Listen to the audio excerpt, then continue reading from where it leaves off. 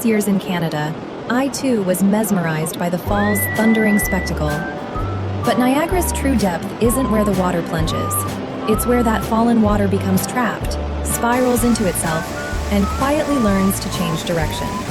August 8, 1916, 3 p.m. For the first time in history, a border disappeared in midair, departing Canada, returning to Canada, yet crossing the US-Canada border 4 times in between.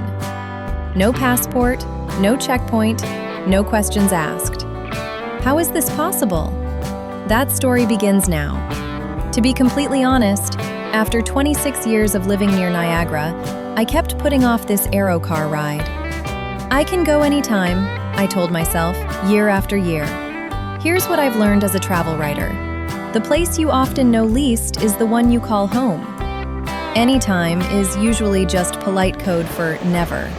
Then one day, watching tour buses pull away after their quick falls photo op, something hit me.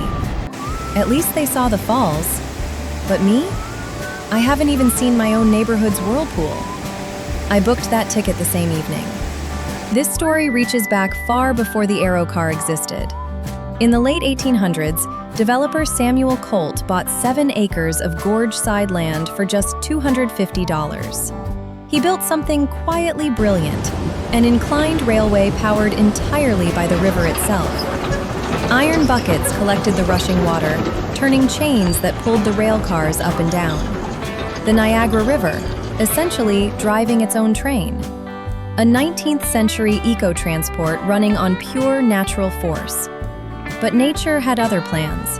A series of landslides destroyed the tracks beyond repair, forcing permanent closure.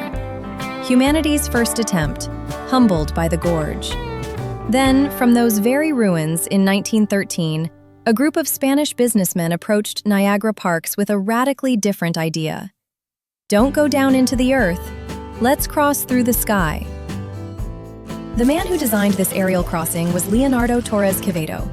The name probably means nothing to you, and that's precisely the problem. He deserves to be far more famous than Niagara itself. By 1912, he'd already built El Ajedrecista, the world's first chess-playing automaton.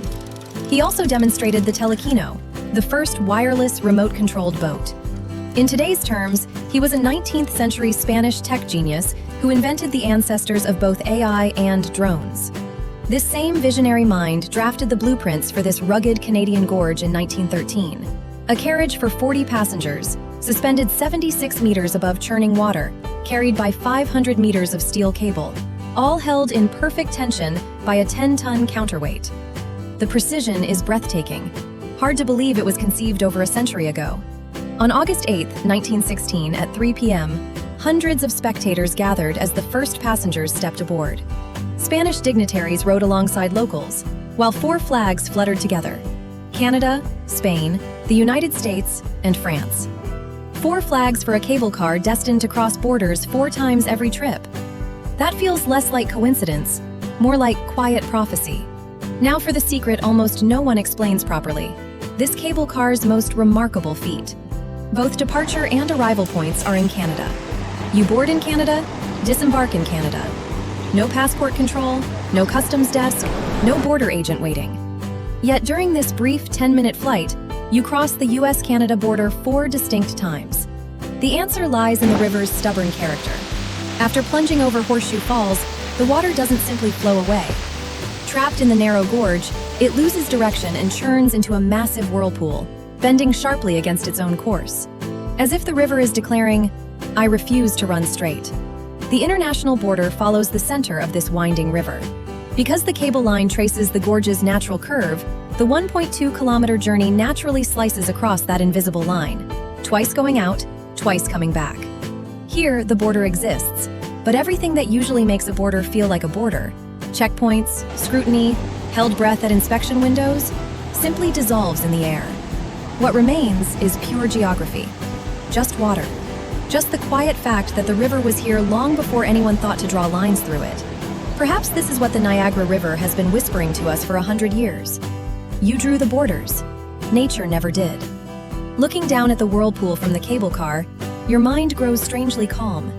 Below, Class 6 rapids, the so-called survival grade, rage with terrifying force. Yet from up here, suspended between cable and sky, it all appears almost peaceful. Water that crashed from Horseshoe Falls becomes trapped in this rocky curve, seemingly spinning endlessly in place. From above, it looks stuck, like failure. But that's not what's really happening. This water is going deep, spiraling down to the riverbed, then surging back up, slowly finding a new direction, eventually flowing out toward the lake, and finally the ocean. Life has whirlpool phases too. Times when, no matter how hard you try to move forward, you feel like you're just circling the same spot, falling behind everyone else. But seeing it from this height brings strange reassurance. Even when it looks like I'm spinning in place, maybe I'm actually going deeper. This whirlpool, too, will eventually find its way out. In winter 2023, this century-old veteran journeyed to Saint-Jérôme, Quebec, for meticulous restoration.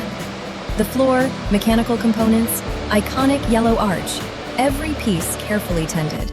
But Niagara Parks made a fascinating choice. They didn't replace it with something new. They preserved the original soul.